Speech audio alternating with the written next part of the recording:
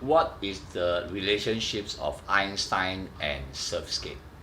No, I'm not good in physics, so let's talk about some things related, concepts. Einstein always said everything is relativity. Time is relative, fast, slow is relativity, heavy or not is relativity. Means that comparing with your current situation, okay? Oh, I just give you an example. This is a board, your board, yeah? And then this is you.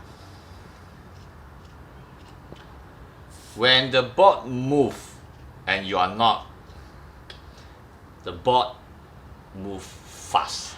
You feel that the board is fast. When the board moves and you move together with the board, and you feel that the board is not so fast, because in relativity, both of you moving almost at the same speed. Okay? And if you move and the board is not moving, and you feel that the board stops, of course the board stops because you are moving forward faster than it. Okay, so how to relate this into your surf skate? Yeah. Okay. First of all, the greatest speed difference is when the board moves, you are not moving, or when you are moving but the board is not moving. Okay. For example, the start of the speed develop. Okay, you go to a slope. Suddenly the board moves and you are still behind the board. You feel that the board go fast. You got to adjust yourself to a future where the board will be. Means that your weight should be a little bit in front. And when the board moves, keep your weight in that situation where the board will be going to. So that is how you initiate the direction of the board. One thing. Second thing is that's how you cope with the increasing speed of the board. Just to keep the relativity small, how fast is the board compared to your body. If your body is always behind, you always feel the board is very fast. So when you really go onto a bowl, you need to know when the board changes speed. Once you develop your experience on how the board changes speeds according to the different surface, different slope, different degree, you find that you are more prepared to cope with the speed of the board, so that both your body and the board relatively, the difference is not too big. Okay, so basically the whole surf skating is about how to keep up with the speed change.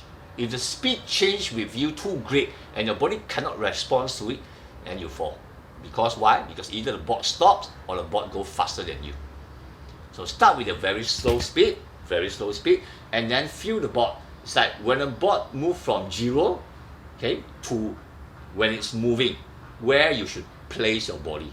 Supposingly, you should place in where the board will be in future. Future means that when it moves, see, from here, it moves to here. So your body is supposed to be here first, so that when the board goes, you are there.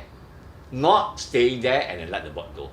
Because why? Because when the board goes too far from the body, the speed's relativity is too great.